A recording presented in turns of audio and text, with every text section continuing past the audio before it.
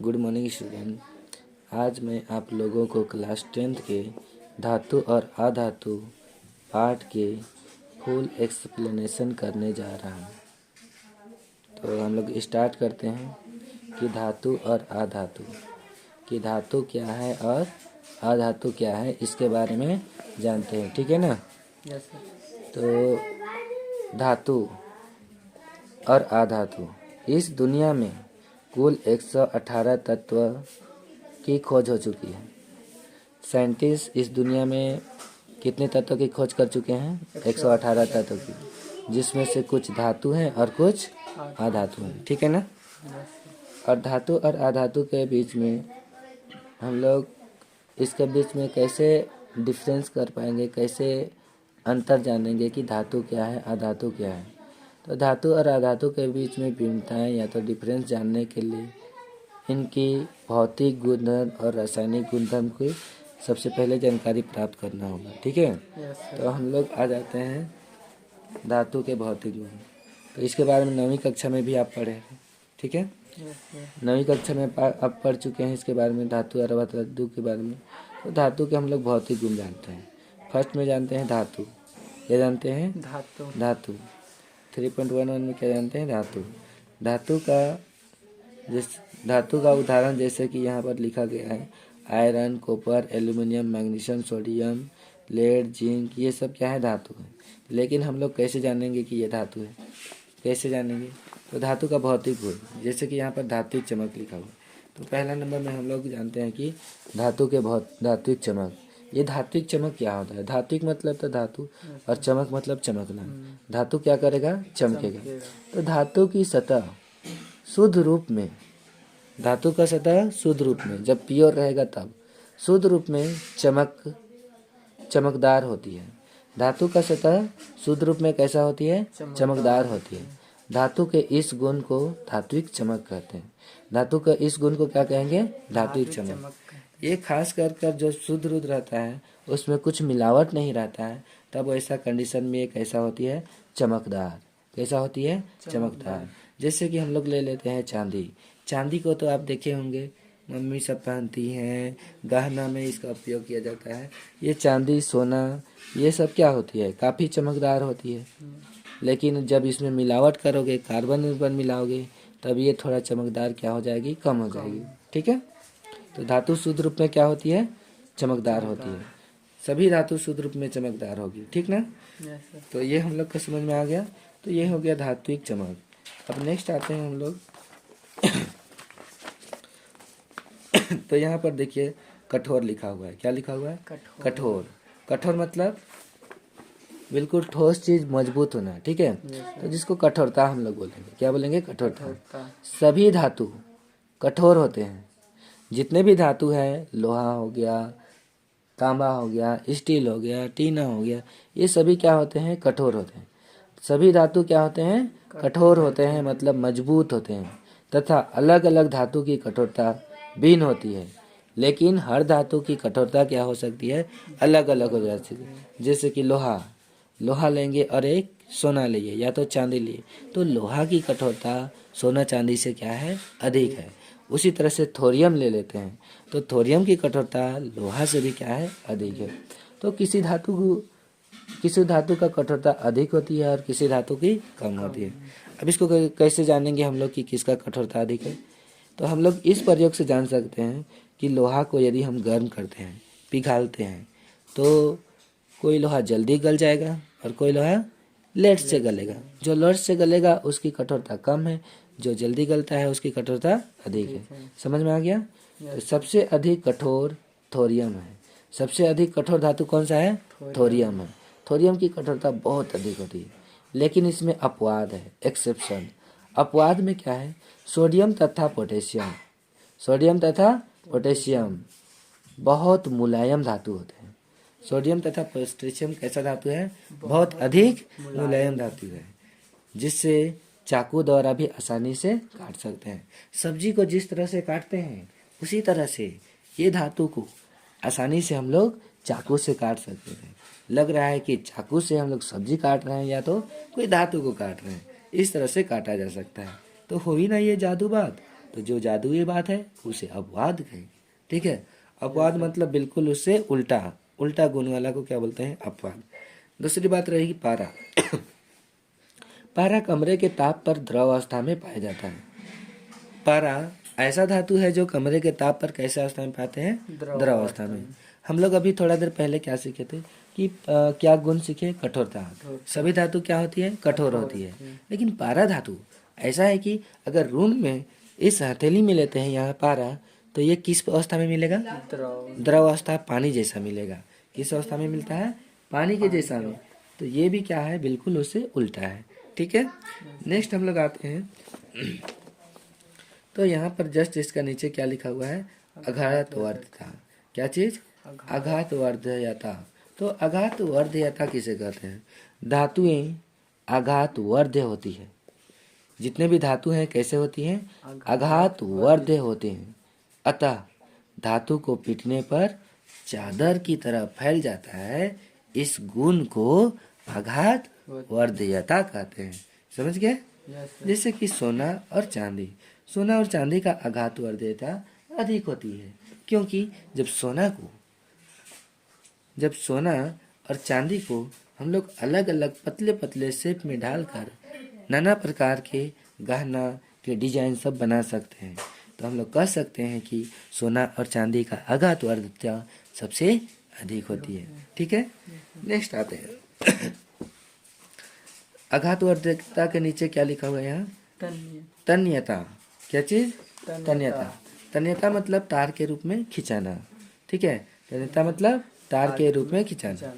धातु को पतले तार के रूप में खींचा जा सकता है। धातु के इस गुण को तन्यता कहते हैं। धातु को पतले तार के रूप में खींचा जा सकता है। धातु के इस गुण को क्या कहते हैं? तन्यता।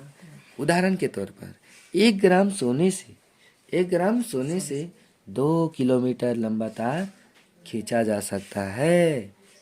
1 किलोमीटर, सिर्फ 1 किलोग्राम सोना कितना बड़ा हो सकता है?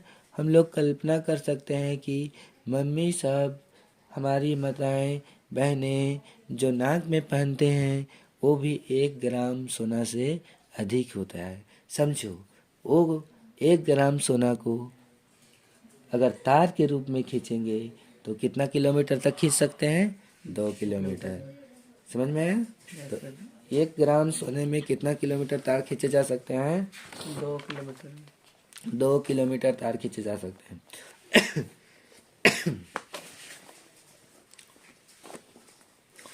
नेक्स्ट आते हैं। नेक्स्ट यहाँ पर आते हैं और इसके बाद में यहाँ पर बताया गया है कि उष्मा, क्या बताया गया है? उष्मा का सुचालक। ठीक है, यहाँ क्या लिखा हुआ है? उष्मा के सुचालक। तो हम लोग उष्मा के सुचालक जानते हैं। क्या जानते हैं? उष्मा के सुचालक। धातुएं उष्मा की अच्छी चालक होती है। धातु क्या होती है? धातुएं उष्मा की अच्छी चालक होती है। उष्मा मतलब गर्म।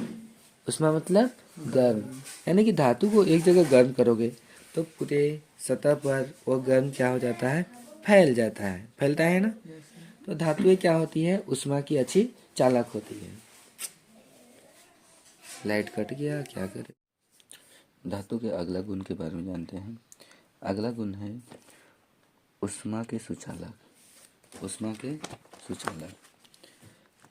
तो उष्मा के सुचालक धातुएं उष्मा की अच्छी चालक होती है तथा इनका गलनांक भी बहुत अधिक होता है। कहने का मतलब धातु को गर्म करोगे, एक जगह गर्म करोगे तो वो सभी तरफ गर्म फैल जाता है।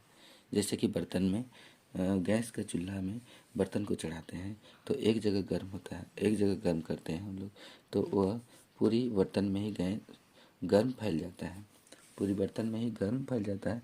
इसके साथ में इसकी गलनांक बहुत अधिक होती है। गलनांक बहुत अधिक होती है मतलब उसको बहुत देर तक गर्म भी करोगे तो गलेगा नहीं। इस तरह से उदाहरण में देखते हैं सिल्वर तथा कॉपर। सिल्वर तथा कॉपर उष्मा के अच्छे चालक होते हैं। इसका अपवाद, और अपवाद में जानते हैं, अपवाद मतलब उल्टा। उल्टा में क्या है, लेड तथा मरकरी ऊष्मा के कुचालक होते हैं। लेड और मरकरी क्या है, ऊष्मा के कुचालक है। इसको गर्म करेंगे तो ऊष्मा का ये चालक नहीं करता है, ये तुरंत एक जगह से दूसरे जगह गर्म नहीं होता है। तो ये मोस्ट इम्पोर्टेंट क्वेश्चन है, ठीक है। विद्युत के सुचालक, अगला टॉपिक आते हैं कि विद्युत के सुचालक क्या आते हैं, विद्युत के सुचालक क्या विद्युत के चालक होते हैं। तो विद्युत के सुचालक में क्या कहेंगे, धातुएं विद्युत के सुचालक होता है। धातु क्या होते हैं, जितने भी धातु हैं विद्युत के सुचालक होते हैं, अर्थात धातु में आवेश का एक स्थान से दूसरे स्थान में ट्रांसफर होता है। एक स्थान से दूसरे स्थान में ट्रांसफर होता है। विद्युत का सबसे अच्छी चालक चांदी, कॉपर, एल्युमिनियम है। और विद्युत का सबसे अच्छे चालक कौन कौन है, चांदी, कॉपर और एल्युमिनियम। चांदी में सबसे अधिक विद्युत का चालन होगा, उसके बाद में कॉपर में, फिर एल्युमिनियम। नेक्स्ट पॉइंट आते हैं ध्वनिक, क्या आते हैं ध्वनिक। ध्वनिक में हम क्या कहेंगे, ध्वनिक धातुएं कठोर सतह से टकराकर ध्वनि उत्पन्न करती है। या तो धातुएं कठोर सतह से टकराने पर आवाज़ उत्पन्न करती है, धातु के इस गुण को ध्वनि कहते हैं। जैसे कि स्कूल का घंटी, स्कूल का घंटी पीतल का बना होता है। स्कूल का घंटी किसका बना होता है, पीतल का। तो स्कूल का घंटी पीतल का बना है, यानी कि एक धातु है, और उस धातु को किसी ठोस चीज़ से टकराने पर या तो पीटने पर उससे क्या उत्पन्न होती है, गूंजने वाला आवाज़ उत्पन्न करती है। कैसा आवाज़, गूंजने वाला, ठीक है। अब अगला टॉपिक आते हैं कि अधातु के भौतिक गुण। अभी हम लोग धातु का देखें, उसी तरह से अधातु के भौतिक गुणधर्म, किसके बारे में जानेंगे, अधातु के भौतिक गुणधर्म। तो अधातु के भौतिक गुणधर्म में हम लोग जिस तरह से धातु का 7 टॉपिक पढ़े, 7 गुण पढ़े, ये 5 हो गया, 6 हो गया और ये 7 हो गया, इसी तरह से उसका भी 7 कर लेते हैं। गैर चमकदार मतलब चमकना नहीं। तो अधातु की सतह चमकदार नहीं होती है, इस गुण को गैर चमकदार कहते हैं। अधातु की सतह चमकदार नहीं होती है, अधातु का इस गुण को गैर चमकदार कहते हैं। लेकिन अपवाद के तौर पर हीरा एक ऐसा अधातु है जो चमकदार होती है। हीरा एक ऐसा उपधातु है जो कि चमकदार होती है। इसको अधातु भी बोल सकते हो, नहीं तो हालांकि ये उपधातु है, ठीक है। तो क्वेश्चन में पूछा जाए ऐसा एक अधातु का नाम बताइए जिसकी सतह चमकदार होती है, तो आप क्या बताएंगे कि हीरा और आयोडीन। क्या बताना है, हीरा और आयोडीन। अगला पॉइंट आता है, दूसरा पॉइंट इसका कठोरता। तो कठोरता, अधातु कठोर नहीं होती है, अधातु कठोर नहीं होती है, इसे पीटने पर चूर चूर हो जाता है, मतलब ये कठोर नहीं है और इसे पीटने पर भंगुर हो जाता है। तीसरा, लेकिन इसका अपवाद एक है, हीरा एक ऐसा अधातु है, हीरा एक ऐसा अधातु है या तो उपधातु है, हीरा एक ऐसा उपधातु है या तो हीरा एक ऐसा अधातु है जो सबसे अधिक कठोर होती है, जिसे पीटने पर टूटता भी नहीं है, जिसे पीटने पर टूटेगा ही नहीं। उसके बाद में आते हैं ब्रोमीन। ब्रोमीन एक ऐसा अधातु है जो द्रव अवस्था में पाया जाता है। हालांकि अधातु ज़्यादातर गैस अवस्था में मिलते हैं, लेकिन ये किस अवस्था में मिलते हैं, द्रव अवस्था में, पानी की अवस्था में मिलते हैं। अघातवर्ता, अधातु को पीटने पर फैलता नहीं है, अधातु को पीटने पर फैलता नहीं है, यह यदि इसे और अधिक पीटने पर यह चूर चूर हो जाता है। अधातु अघातवर्त्य नहीं होती है क्योंकि इसे पीटने पर चूर चूर हो जाता है। क्या हो जाता है, चूर चूर। तो अधातु के इस गुण को चूर चूर हो जाता है। नेक्स्ट आते हैं कि तन्यता। तन्यता मतलब तार के रूप में खींचना। तो अधातु तन्य नहीं होती है, अर्थात अधातु को तार के रूप में नहीं खींचा जा सकता है। अगला आते हैं ऊष्मा का चालक। अधातु ऊष्मा का कुचालक होती है, अधातु ऊष्मा का कुचालक होती है, अर्थात अधातु को गर्म करने पर एक सतह से दूसरे सतह तक गर्म नहीं होगा। अपवाद में पाते हैं कि ग्रेफाइट एक ऐसा अधातु है, इसका जानते हैं पहले, ऊष्मा का चालक। जैसे कि एक लकड़ी क्या है, अधातु है, तो उसको एक सतह में यदि हम गर्म करते हैं मान लीजिए कि ये लकड़ी है, इसका इस सतह में गर्म करते हैं तो इसका ये दूसरी सतह गर्म नहीं होगा। इस सतह से गर्म करते हैं तो इस सतह में गर्म नहीं होगा। ये जगह अगर एक रड होता यानी कि धातु होता तो यहाँ गर्म करते तो यहाँ भी गर्म हो जाता है। अगला पॉइंट आते हैं, अगला पॉइंट 6 नंबर में आते हैं हम लोग। 6 नंबर में इसमें विद्युत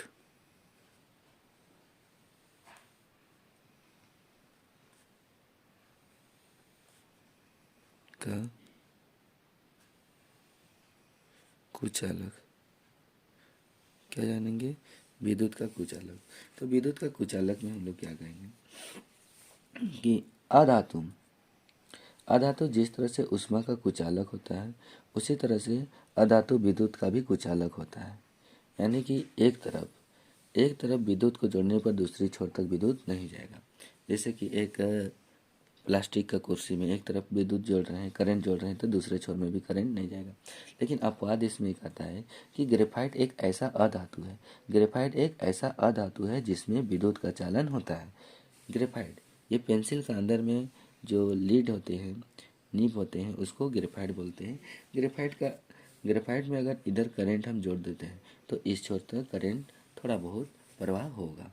अब आते हैं नेक्स्ट पॉइंट 7 नंबर में, ध्वनि। ध्वनि क्या है? अधातु को पीटने पर गूंजने वाला आवाज उत्पन्न नहीं करता है।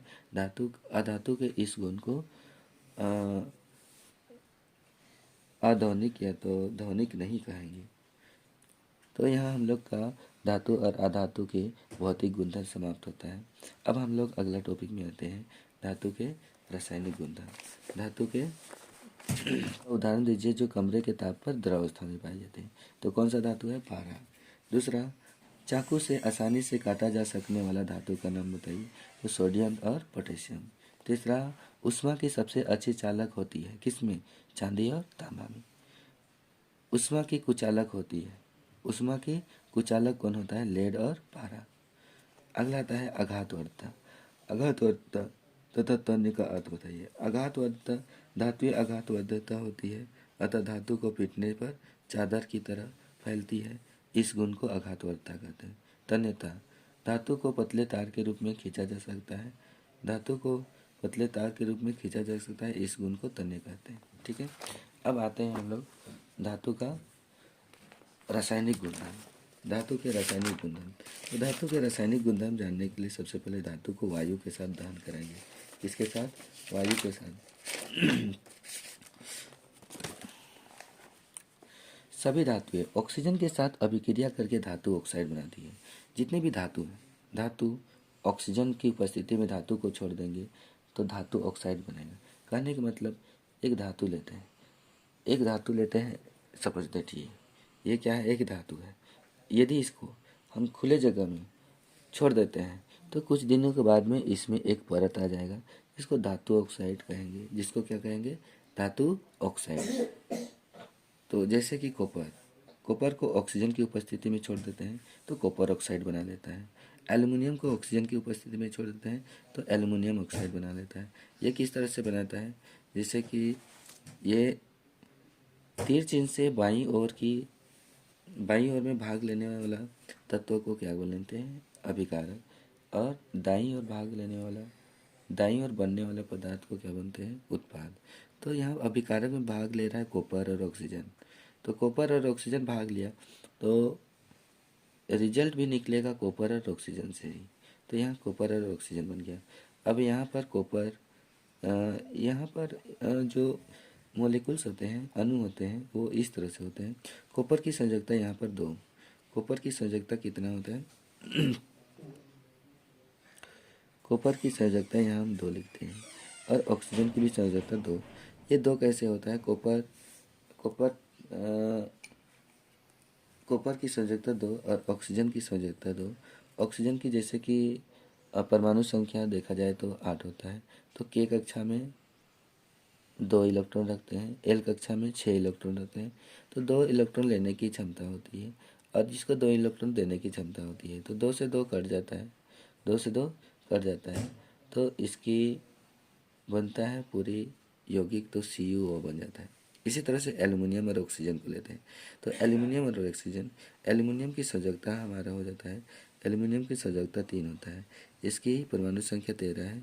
के कक्षा में 2 इलेक्ट्रॉन रखें। एल्युमिनियम का के कक्षा में कितना इलेक्ट्रॉन रखें? के कक्षा में 2 इलेक्ट्रॉन, फिर एल में रखते हैं 8 और लास्ट कक्षा में बच सकता है इसका 3। तो 3 इसकी संयोजकता 3 हो जाता है। इसी तरह से ऑक्सीजन का 2 हो सकता है। तो ये 3 इलेक्ट्रॉन किसके साथ गया? ऑक्सीजन के साथ। 2 इलेक्ट्रॉन किसके साथ में गया? एल्युमिनियम के साथ। ठीक है, नेक्स्ट आते हैं हम लोग उभयधर्मी ऑक्साइड। उभयधर्मी ऑक्साइड ऐसे धातु ऑक्साइड जो अम्ल तथा क्षारक, ऐसे धातु ऑक्साइड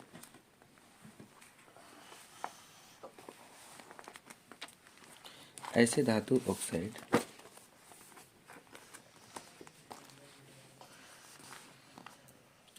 ऐसे धातु ऑक्साइड जो अम्ल तथा क्षारक दोनों से अभिक्रिया कर लवण तथा जल का निर्माण करता है।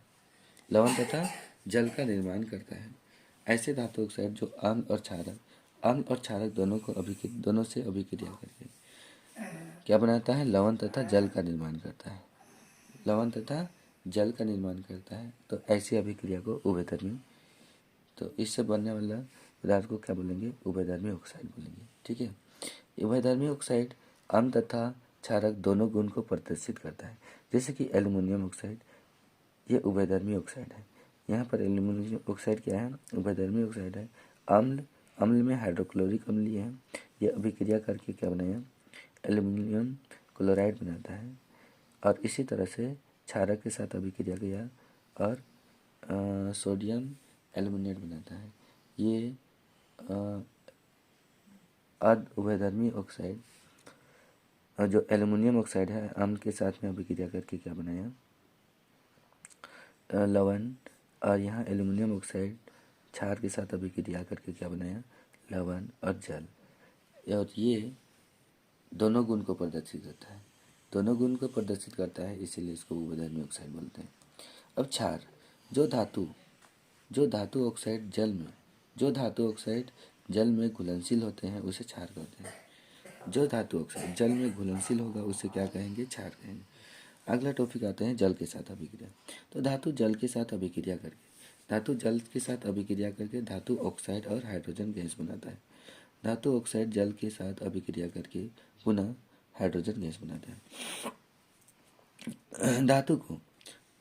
धातु को पानी के अंदर में छोड़ दिया जाता है तो धातु ऑक्साइड और हाइड्रोजन गैस बनाता है।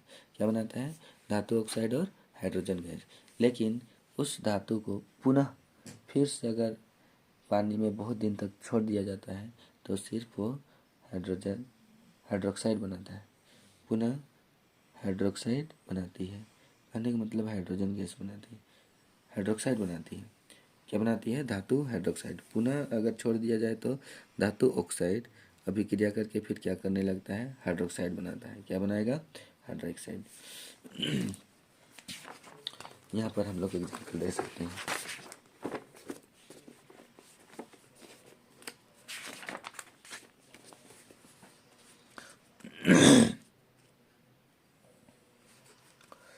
यहाँ पर देखिए उदाहरण के तौर पर धातु जल के साथ अभिक्रिया किया, क्या बनाए? धातु ऑक्साइड और हाइड्रोजन गैस।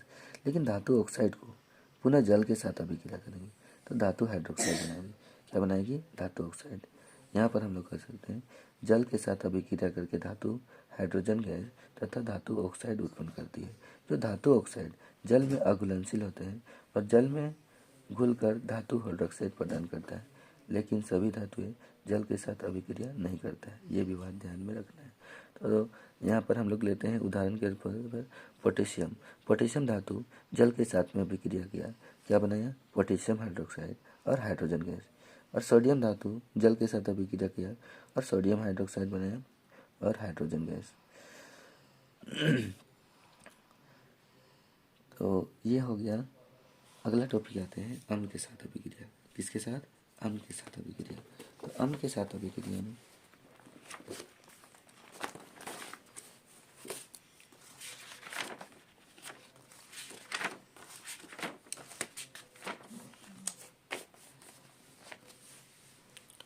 अम्ल के साथ अभिक्रिया। धातु अम्ल के साथ अभिक्रिया करके लवण तथा हाइड्रोजन गैस बनाती है। धातु अम्ल के साथ अभिक्रिया करके क्या बनाता है? लवण तथा हाइड्रोजन गैस। धातु ऑक्साइड अम्ल के साथ अभिक्रिया करके लवण तथा जल का निर्माण करता है, जबकि अम्ल धातु हाइड्रोजन कार्बोनेट के साथ अभिक्रिया करके लवण, जल तथा हाइड्रोजन कार्बन डाइऑक्साइड गैस बनाती है। लवण, जल तथा कार्बन डाइऑक्साइड गैस बनाती है। कार्बन डाइऑक्साइड गैस बनाता है।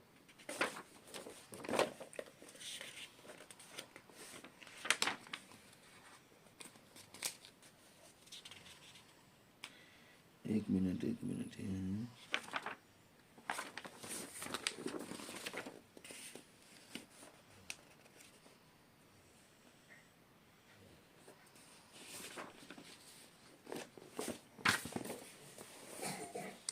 नेक्स्ट आते हैं एक्वारेजिया।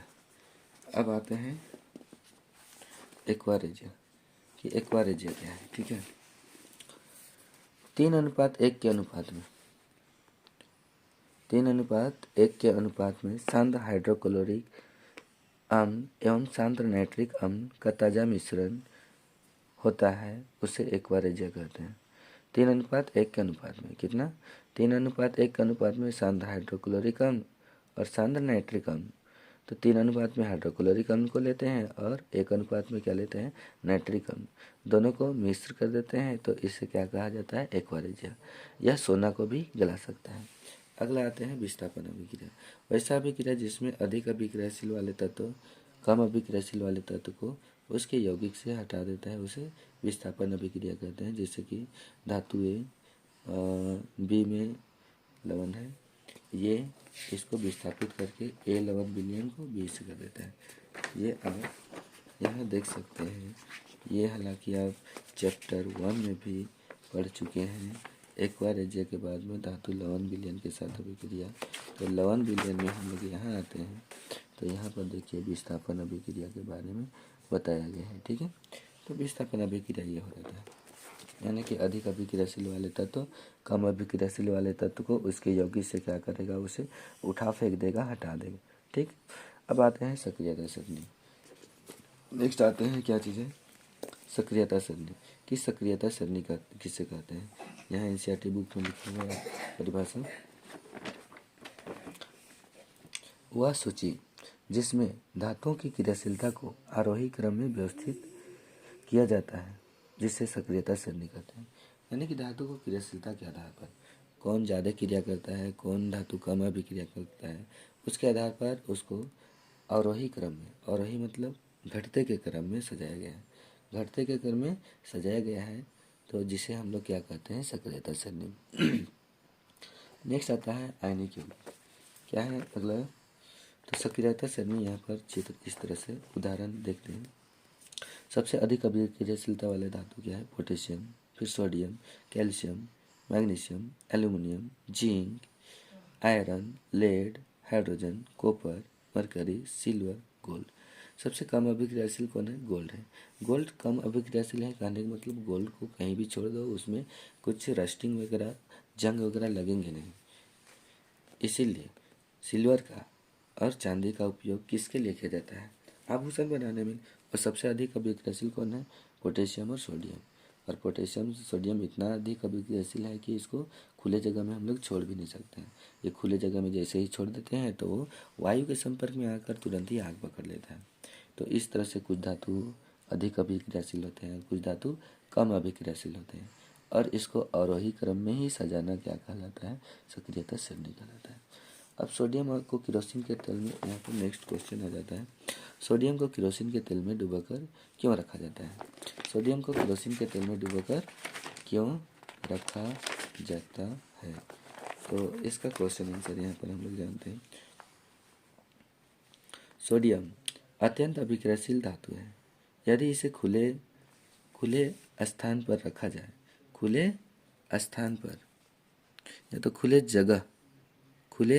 स्थान पर रखा जाए, तो यह ऑक्सीजन से अभिक्रिया कर आग पकड़ लेता है, इसलिए इसे केरोसिन के तेल में डुबाकर रखा जाता है। ठीक है, सोडियम अत्यंत अभिक्रियाशील धातु है। यदि इसे खुले खुले स्थान या जगह, यहाँ लिखना है, खुले स्थान पर रखा जाए तो यह ऑक्सीजन से अभिक्रिया कर आग पकड़ लेती है। तो इससे बचा के रखने के लिए इसे केरोसिन के तेल में डुबाकर रखा जाता है। सेकेंड क्वेश्चन, इन अभिक्रिया के लिए समीकरण लिखिए। भाप के साथ आयरन, भाप के साथ आयरन, तो लोहा भाप के साथ अभिक्रिया करके आयरन ऑक्साइड तथा हाइड्रोजन गैस बनाती है। आयरन ऑक्साइड और हाइड्रोजन गैस बनाता है। तो यहाँ पर इस अभिक्रिया जल के साथ अभिक्रिया, तो यहाँ पर लिखेंगे लोहा को लिख सकते हैं Fe, क्या लिखोगे?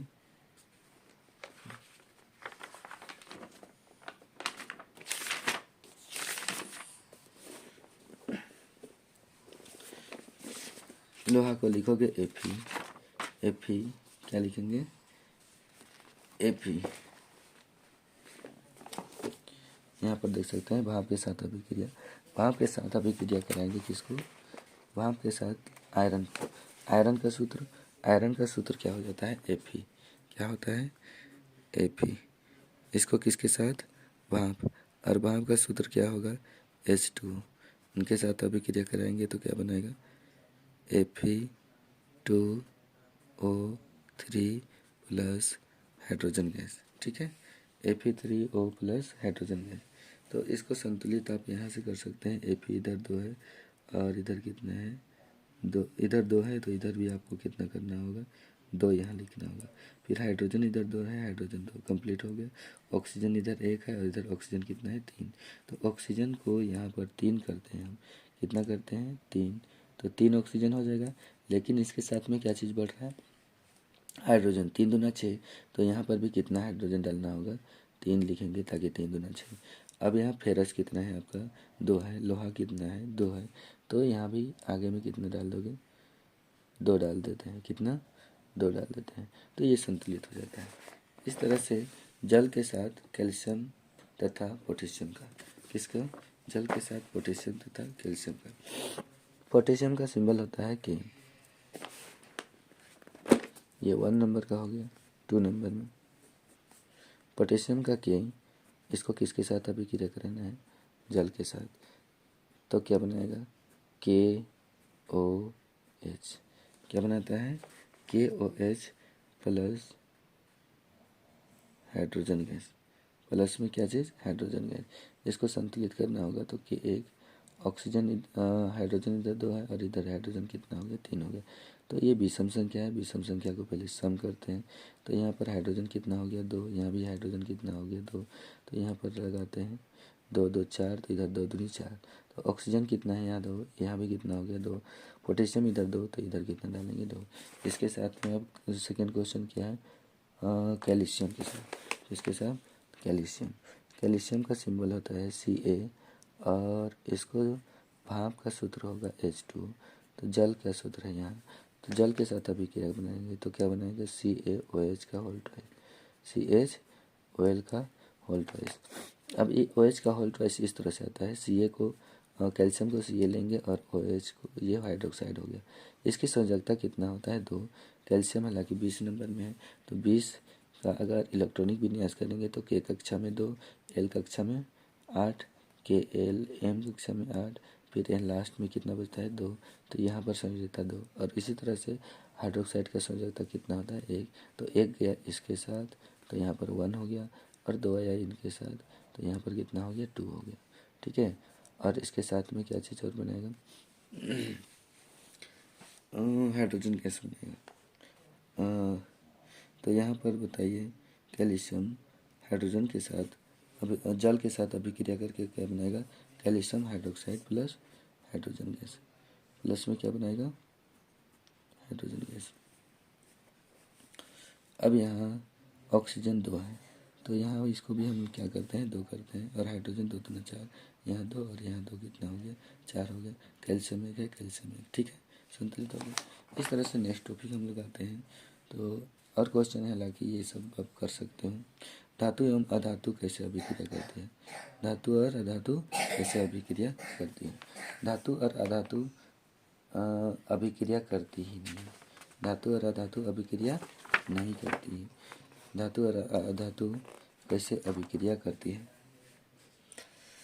ये टॉपिक आता है 3.3 में, धातु एवं अधातु की अभिक्रिया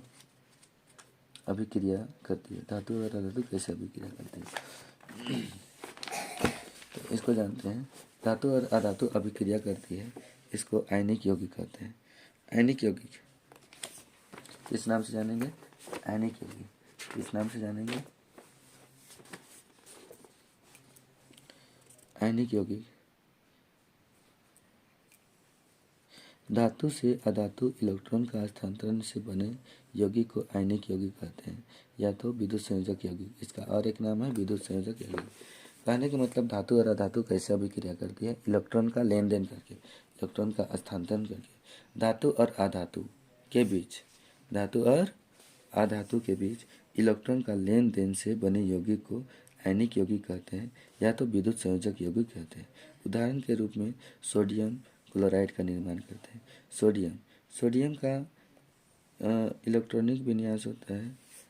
सोडियम का इलेक्ट्रॉनिक विन्यास, सोडियम का परमाणु संख्या 11, तो इसका इलेक्ट्रॉनिक विन्यास करेंगे तो 2 के बाद में के बाद में एल कक्षा में 8, एल के बाद में एम कक्षा में 1, तो 2 8 1। तो ये क्या करेगा? सोडियम के पास एक इलेक्ट्रॉन एक्स्ट्रा है, तो एक इलेक्ट्रॉन को ये क्या करेगा? देगा। उसी तरह से क्लोरीन की परमाणु संख्या 17 होता है, तो फर्स्ट कक्षा में 2 इलेक्ट्रॉन, सेकेंड कक्षा यानी कि एल कक्षा में 8 इलेक्ट्रॉन, के एल एम कक्षा में 7 इलेक्ट्रॉन। तो इसको पूरा होने के लिए 1 इलेक्ट्रॉन की आवश्यकता है, यानी कि ये प्लस में 1 इलेक्ट्रॉन लेगा मतलब ये प्लस कर रहा है, तब ये क्या बनाएगा? 2 8 8 बनाएगा। ठीक है, 2 8 8। तो इस तरह से फिर आते हैं नेक्स्ट पेज। हालांकि यहाँ पर बुक में भी आप देख सकते हैं, यहाँ पर बने हुए हैं।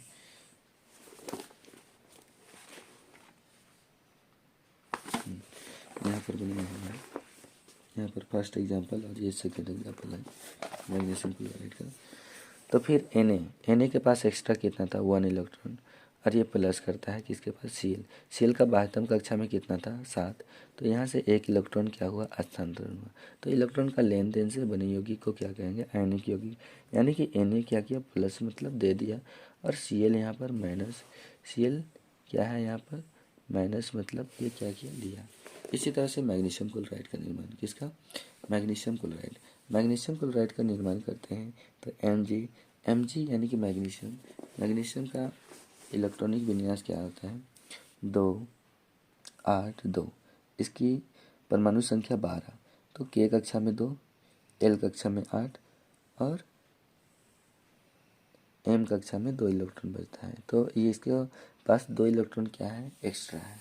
तो ये एक्स्ट्रा इलेक्ट्रॉन को क्या कर सकता है? दे सकता है, यानी कि 2 Mg 2+, Mg कितना? 2+, और इधर 2 इलेक्ट्रॉन दूसरा को क्या किया? लूज कर दिया, दे दिया। ठीक है, इसी तरह से क्लोरीन का मैग्नीशियम क्लोराइड है। क्लोराइड का परमाणु संख्या 17, तो के कक्षा में 2 रखें, एल कक्षा में 8 रखें और एम कक्षा में 7। तो इसको 1 इलेक्ट्रॉन की आवश्यकता है, 1 इलेक्ट्रॉन की आवश्यकता है, तो 1 इलेक्ट्रॉन यहाँ ये क्या करेगी? लेगी। तो क्या बनाएगा? Cl288, क्लोराइड ऋण आयन रहेगा, और मैग्नीशियम क्या है? धन आयन। तो Mg के पास 2 इलेक्ट्रॉन एक्स्ट्रा है, तो यहाँ पर 2 इलेक्ट्रॉन एक्स्ट्रा लिखेंगे। और Cl के बाह्यतम कक्षा में कितनी होती है? 7, तो इसकी 1 की ज़रूरत होती है, तो यहाँ से 2 इलेक्ट्रॉन से 1 इलेक्ट्रॉन इसको देंगे और 1 इलेक्ट्रॉन यहाँ लाएंगे, तो Mg 2+ हो जाता है, और Cl क्या हो जाता है? Cl 1 - 1 लेता है, लेकिन ये कितना बार होता है ऐसा? 2 टाइम, इसीलिए इसको 2 टाइम्स ऐसा लिखा गया। ठीक है, आयनिक यौगिक हो गया। अब आयनिक यौगिक के गुणधर्म के बारे में जानेंगे। आयनिक यौगिक के गुणधर्म, तो आयनिक यौगिक के गुणधर्म के बारे में जानते हैं।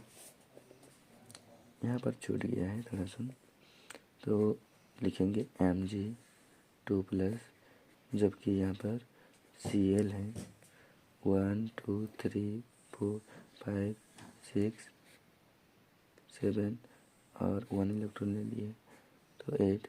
ये 1 माइनस, लेकिन कितना टाइम है? ये 2 टाइम्स। ये बन गया। अब आते हैं आयनिक यौगिक किसे कहते हैं। आयनिक यौगिक किसे कहते हैं ये तो हो गया। आयनिक यौगिक के गुण के बारे में जानते हैं। किसके बारे में जानते हैं? आयनिक यौगिक के गुण। तो आयनिक यौगिक के कितने गुण हैं? आयनिक यौगिक के यहाँ पर देख सकते हैं आप 4 गुण बताया गया। कितना गुण? 4 गुण। तो 4 गुण है। पहला क्या है? भौतिक प्रकृति। धन एवं ऋण आयन के बीच मजबूत आकर्षण बल के कारण आयनिक यौगिक ठोस अवस्था में पाए जाते हैं। आयनिक यौगिक कैसे अवस्था में पाए जाते हैं? ठोस अवस्था में पाए जाते हैं। तो ये और इस यौगिक को सामान्यतः यह यौगिक सामान्यतः भंगुर होते हैं जब इसको अधिक दाब डाला जाता है तब। दूसरा आ जाता है गलनांक एवं क्वथनांक। आयनिक यौगिक का गलनांक एवं क्वथनांक बहुत अधिक होता है क्योंकि मजबूत अंतर आयनिक आकर्षण बल को तोड़ने के लिए उच्च ऊर्जा पर्याप्त की आवश्यकता होती है। तो यहाँ हम क्या लिखे हैं कि आयनिक यौगिक का गलनांक एवं क्वथनांक बहुत अधिक होता है क्योंकि इनके मजबूत आकर्षण बल होते हैं और मजबूत आकर्षण बल को तोड़ने के लिए उच्च मात्रा में ऊर्जा की आवश्यकता होती है। घुलनशीलता। आयनिक यौगिक जल में घुलता है लेकिन केरोसिन, पेट्रोल आदि में नहीं घुलता है। विद्युत चालकता। आयनिक यौगिक ठोस अवस्था में विद्युत का चालन नहीं करता जबकि द्रवावस्था में विद्युत का चालन करता है।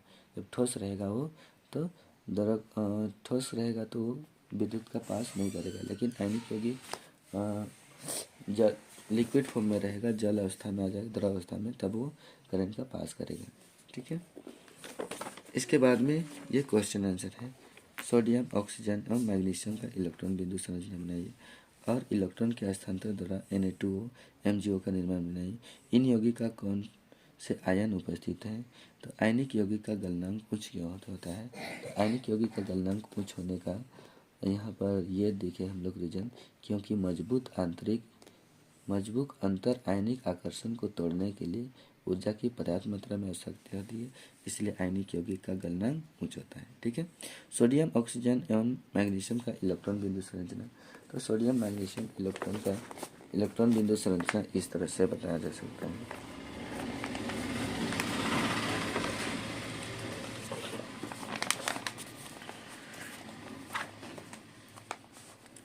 इलेक्ट्रॉन का बनाना है किसका? सोडियम का बनाना है किसका? सोडियम। तो सोडियम की ये रहा, सोडियम का सिंबल होता है, सोडियम का सिंबल Na, और जो Na होता है इसकी परमाणु संख्या कितनी होती है? 11 होती है। कितनी? 11। तो परमाणु संख्या अगर 11 होगा तो K कक्षा में कितना रखेंगे? 2, और L कक्षा में कितना रखेंगे? 8, और K कक्षा, L कक्षा, M में कितना बचता है? 1। तो इसका इलेक्ट्रॉनिक विन्यास करने के लिए हमको कितना कक्षा बनाना होगा? 3 कक्षा। तो एक कक्षा यहाँ रख दिए, फिर और एक कक्षा इस तरह से बनाएंगे, और एक कक्षा बनाएंगे, तो 3 कक्षा बनाएंगे। तो फर्स्ट कक्षा में 2 इलेक्ट्रॉन, 1 2, सेकेंड में 1 2 3 4 5 6 7 8, और थर्ड कक्षा में 1 इलेक्ट्रॉन। इस तरह से इसके बनाना है। तो इस तरह से नेक्स्ट क्या है? मैग्नीशियम, ऑक्सीजन और मैग्नीशियम का ऑक्सीजन की कितना है? ऑक्सीजन की परमाणु संख्या 8। तो फर्स्ट कक्षा में K कक्षा में कितना इलेक्ट्रॉन रखेंगे? 2, और सेकेंड में 6। इसी तरह से मैग्नीशियम में कितना?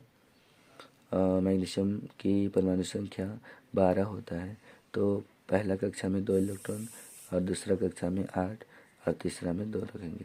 ठीक है। इलेक्ट्रॉन के हस्तांतरण के द्वारा Na2O और MgO का निर्माण प्रक्रिया बताना है। तो जैसे कि यहाँ पर ये हम लोग सीख चुके हैं, ये वाला आयनिक यौगिक यहाँ सीखे, इस तरह से उसका बनाना है। ठीक है। और इलेक्ट्रॉन में कौन सा आयन होता है? तो आयनिक यौगिक में कौन सा आयन होता है? तो आयनिक यौगिक में धन आयन और ऋण आयन दोनों ही पाए जाते हैं। धन आयन और ऋण आयन। अगला टॉपिक आते हैं धातु की प्राप्ति। क्या आते हैं? धातु की प्राप्ति, यानी कि धातु को किस तरह से प्राप्त किया जाता है। तो धातु की भूपर्पटी धातु का मुख्यतः स्रोत है। धातु की भूपर्टी ही धातु का मुख्य स्रोत है, यानी कि धातु के भूपर्टी से ही धातु को प्राप्त करते हैं। समुद्र जल में भी सोडियम क्लोराइड, मैग्नीशियम क्लोराइड आदि जैसे कुछ विलेय लवण उपस्थित रहते हैं।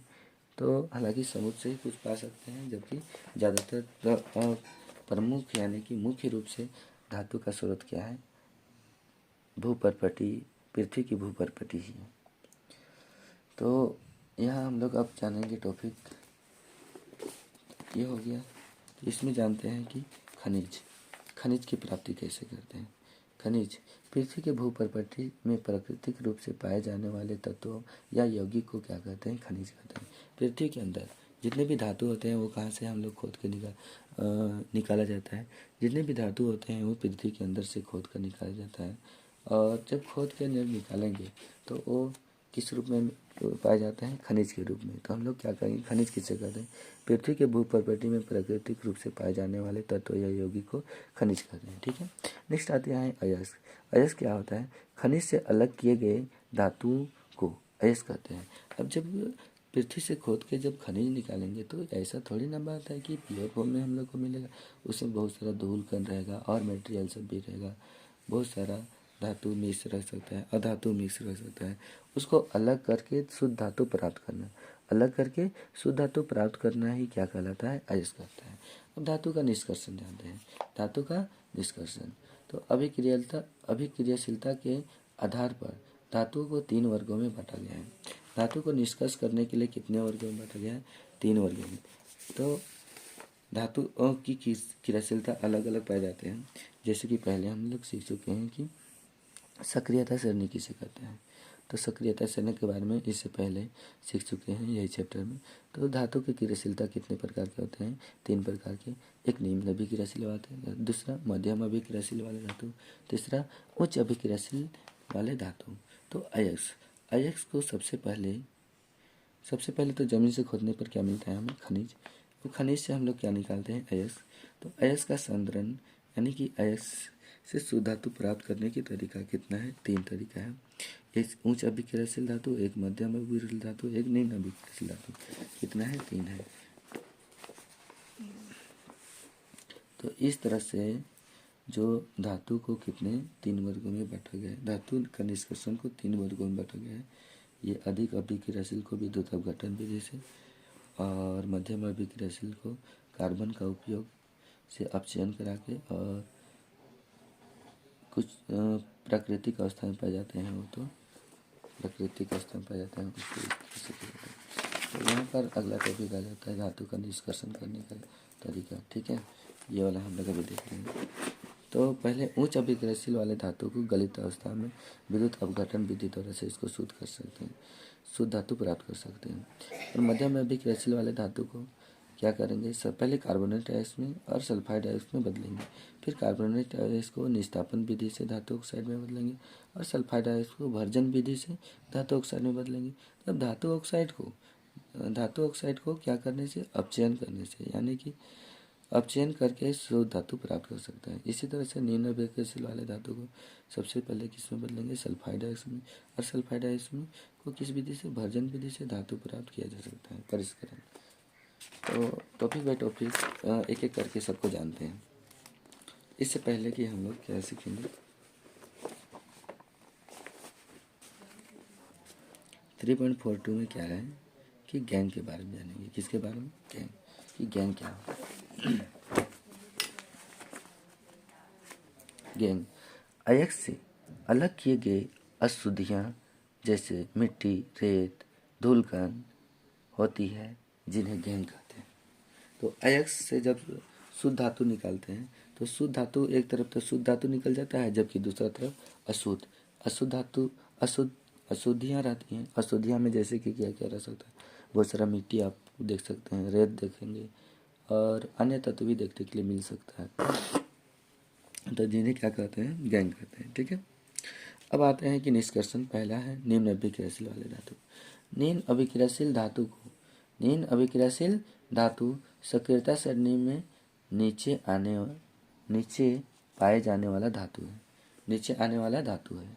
तो सक्रियता सरणी में ये कहाँ पर पाए जाते हैं? सबसे नीचे पाए जाते हैं। कहाँ पाए जाते हैं? सबसे नीचे पाए जाने वाला धातु क्या क्या है? सोना है, चांदी है, मरकरी है। तो ये सब निम्न अभिक्रियाशील वाले धातु। निम्न अभिक्रियाशील धातु क्या क्या है? Mercury, silver, gold. तो ये कैसा धातु है? निम्न अभिक्रिया। तो सक्रियता श्रेणी में कहाँ मिलता है? सबसे नीचे पाए जाते हैं। इन धातु का निष्कर्षण धातु ऑक्साइड को केवल गर्म करके, धातु ऑक्साइड को क्या करेंगे? सिर्फ गर्म करके ही प्राप्त कर सकते हैं। उदाहरण के तौर पर सिनाबार। सिनाबार जिसका सूत्र क्या होता है? HgS। यह किसका? मरकरी का आयस है। किसका है? मरकरी। सबसे पहले सिनाबार को वायु की उपस्थिति में गर्म करने पर मरकरी ऑक्साइड में बदल जाता है। सिनाबार तो अयस्क के रूप में है, उसमें तो सब कुछ उसमें मिलावट है। तो सिनाबार को क्या किए? वायु की उपस्थिति में गर्म किए। जमीन से खोदे, खनिज निकला। खनिज में कौन वाला खनिज निकला? सिनाबार वाला। सिनाबार में अब धूलकण है, उसको धूलकण को अलग कर दिए तो क्या बच जाता है? अयस्क। और उस अयस्क का नाम क्या है? सिनाबार। क्वेश्चन पूछेगा सिनाबार का सूत्र क्या है? तो HgS। फिर से क्वेश्चन पूछेगा सिनाबार का किसका अयस्क है? तो मरकरी का। किसका? मरकरी का। अब सिनाबार को कहाँ गर्म किए? वायु की उपस्थिति में गर्म किए तो किस में बदल गया? मरकरी ऑक्साइड में। इसमें मरकरी ऑक्साइड में।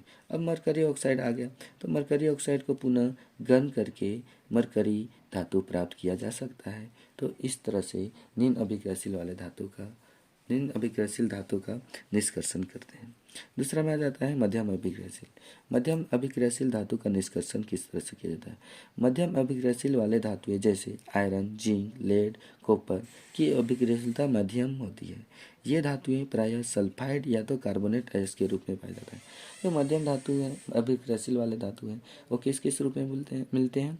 सल्फाइड या तो कार्बोनेट अयस्क के रूप में मिलते हैं।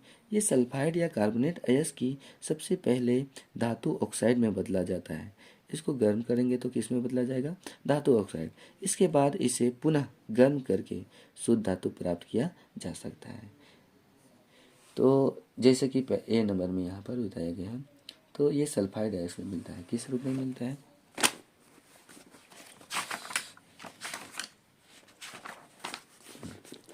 मध्यम अभिक्रियाशील धातु कार्बोनेट अयस्क और सल्फाइड अयस्क में मिलता है।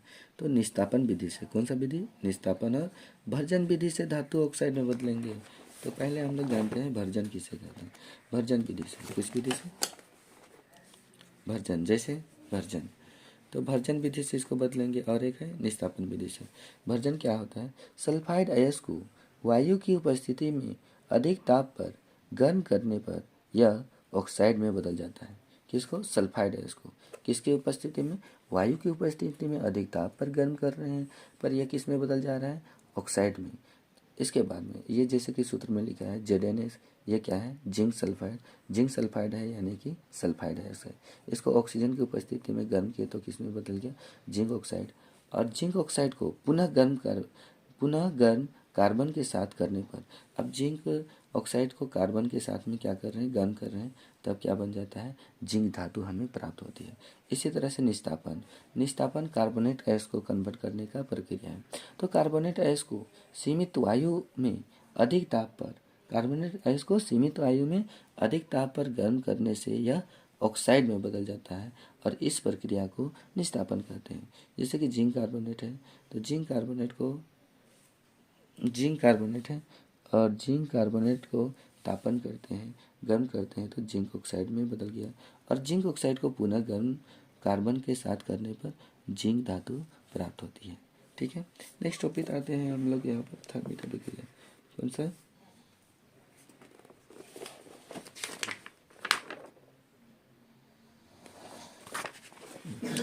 इसके बाद में जानते हैं कि थर्मिट अभिक्रिया किसे कहते हैं। ठीक है, तो थर्मिट अभिक्रिया क्या है?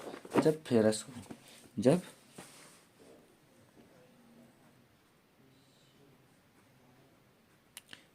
या आयरन, जब फेरस ऑक्साइड को एल्युमिनियम के साथ अभिक्रिया कराया जाता है तो अधिक ऊष्मा के साथ एल्युमिनियम ऑक्साइड बनाती है। इस अभिक्रिया को थर्मिट अभिक्रिया कहते हैं। जैसे कि उदाहरण के तौर पर आप वेल्डिंग वाले दुकान में देखते हैं, या तो रेल का पटरी टूट जाता है, वहाँ पर क्या देखते होंगे कि कोई चीज़ टूटे हुए पार्ट को जोड़ने के लिए एक रहता है रड इस तरह से, जिसको लोहा से इस तरह से पकड़ कर इधर उसमें अभिक्रिया करा जाता है। जो रड होता है किसका रहता है, एल्युमिनियम का, तो वो लोहा के साथ में या तो फेरस ऑक्साइड के साथ में अभिक्रिया करके क्या बनाता है, फेरस बहुत अधिक मात्रा में ऊर्जा उत्सर्जित करता है, जिसमें कि रेल का पटरी या तो टूटा हुआ मशीन का पुर्जा टूट जाए। जैसे कि आपका साइकिल किसी कारणवश टूट गया, तो आप उससे कहाँ ले जाएंगे, आप उस साइकिल को या तो टूटा हुआ बाइक को कहाँ ले जाते हैं, जी, ओल्डिंग दुकान में। और ओल्डिंग दुकान करने वाला भाई साहब के पास क्या होता है, ओल्डिंग करने वाला मशीन होता है, जिसमें कि एक रड इस तरह से आपको देखने के लिए मिलेगा। तो जिस रड का किसका रहता है, एल्युमिनियम का, और उस एल्युमिनियम को आपका साइकिल का लोहा से अभिक्रिया कराते हैं तो क्या मिलता है, बहुत अधिक मात्रा में ऊष्मा उत्सर्जित करते हैं, जिसको थर्मिट अभिक्रिया के नाम से जानते हैं। अब आते हैं थर्ड नंबर में, उच्च अभिक्रियाशील धातु का निष्कर्षण। अभिक्रियाशील श्रेणी में सबसे ऊपर स्थित पोटेशियम, सोडियम, कैल्शियम और मैग्नीशियम अत्यंत अभिक्रियाशील धातु होते हैं। ये धातु वायु के संपर्क में आते ही आग लग जाती है, अतः इस धातु का निष्कर्षण विद्युत अपघटनी विधि द्वारा किया जाता है। तो कैथोड पर Na+ और E और Na, एनोड पर जैसे कि क्लोरीन का करेंगे तो Cl2+2E। धातु कैथोड पर निक्षेपित होती है, जबकि अधातु किससे निक्षेपित होते हैं, एनोड पर। किस पर निक्षेपित होते हैं, एनोड पर निक्षेपित होते हैं।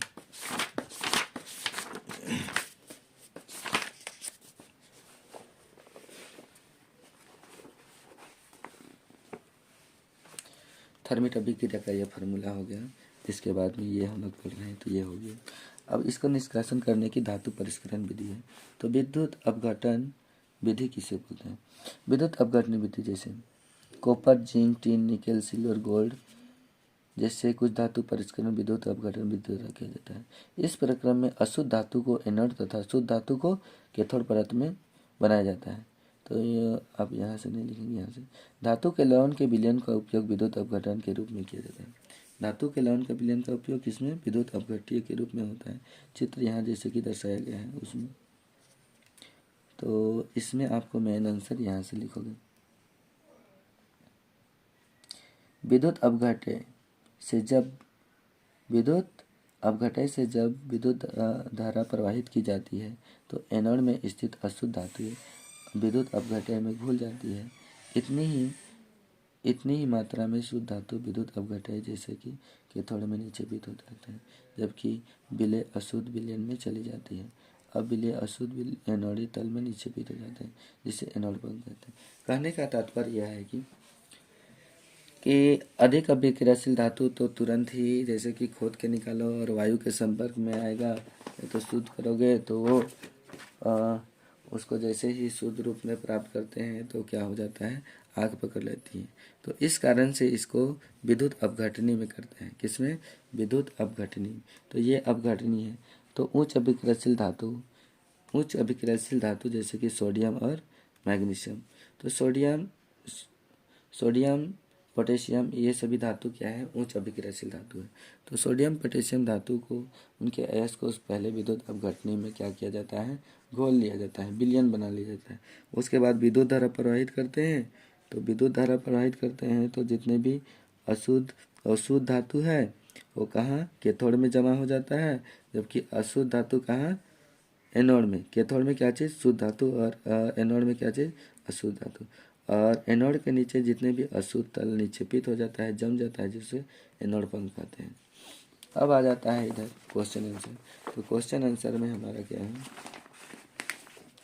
क्वेश्चन आंसर ये है कि निम्न पदों का परिभाषा दीजिए। ये तीनों का हो गया, ये भी हो गया। अब आते हैं संचारण। अब यहाँ पर 3.5 में संचारण है। तो संचारण के संबंध में अध्याय 1 में आप निम्न बातों पर अध्ययन कर चुके हैं, यानी कि संचारण किसे कहते हैं इसके बारे में आप अध्याय 1 में पढ़ चुके हैं। तो संचारण किसे कहते हैं, लौह तथा लौह युक्त या तो धातु, लौह तथा लौह युक्त पदार्थ या तो किसी धातु वायु, जल, आर्द्र, अम्ल इत्यादि के संपर्क में आता है तो उसमें एक परत बन जाती है, जिस परत को संचारण के नाम से जानते हैं। जिस परत को किस नाम से जानते हैं, संचारण के नाम से। जैसे कि खुली वायु में चांदी को छोड़ देते हैं, सिल्वर को खुला जगह छोड़ देते हैं तो सिल्वर में कैसा रंग का परत चढ़ जाता है? काला रंग का। तो काला रंग का हो गया संक्षारण हो गया। उसी तरह से आप देखोगे तांबा में, इसमें लोहा में भूरे रंग का परत चढ़ जाती है, तांबा में हरे रंग का परत चढ़ जाता है। लोहा में कैसा रंग का? भूरे रंग का। तांबा में कैसा रंग का? हरा रंग का। और चांदी में काला रंग का परत चढ़ जाता है, जिसे क्या कहते हैं? संक्षारण। अब इसको बचाव करने का क्या उपाय है? तो संक्षारण से सुरक्षा का निम्नलिखित उपाय है। संक्षारण से बचाव का आप पेंट करके बचा सकते हैं, तेल लगाकर बचा सकते हैं, ग्रीस लगाकर, यशद लेपन, लोहे की वस्तु पर जस्ते का परत चढ़ाकर, क्रोमियम लेपन, एनोडीकरण या तो मिश्र धातु का बनाकर, ये सभी विधि का प्रयोग करके आप लोहे को सुरक्षा कर सकते हैं। जैसे कि हम लोग तो आमतौर पर लोहे को सुरक्षित रखने के लिए पेंट करते हैं। क्या करते हैं? पेंट करते हैं या तो ग्रीस लगाते हैं। और जैसे कि छत का रेलिंग बनाने के लिए वो क्रोमियम करता है। क्या करता है? क्रोमियम लेपन, यानी कि उस धातु में क्रोमियम का एक लेप लगा देता है विद्युत के माध्यम से, जिसके कारण वो कभी भी जंग नहीं लगता है। या तो लोहे एवं इस्पात को जंग से सुरक्षित रखने के लिए उन पर जिंक की एक पतली परत चढ़ाई जाती है, जिस विधि को यशत लेपन कहते हैं। ठीक है, यशत लेपन समझ में आ गया। अब आते हैं मिश्र धातु क्या है। यह पदार्थ धातु या अधातु का कुछ भी हो सकता है। दो या दो से अधिक धातु के समंगी मिश्रण को